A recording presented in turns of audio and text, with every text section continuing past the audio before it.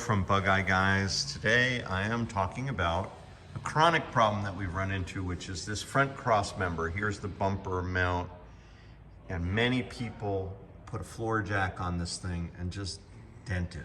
It's unfortunate because it takes a nice surface and makes it all lumpy and scratched. So we've cleaned many of these, we've painted them, but we have really this solution, which I like the most. It's a plate that we've made that's the right size to weld on there.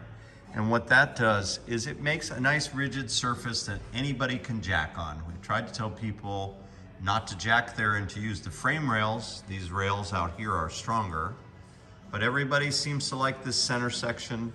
So this is how we fix that, as we weld this in place. And if you're restoring your Bugeye, I recommend you put one of those on there, because even though you may not be the guy who would jack it here, somebody at a shop somewhere down the road may do so and damage your car. So this plate is a nice fix, and that's something we have in our catalog here. And here's a little follow-up for our plate here for jacking in the front. This is the metal plate now welded in place.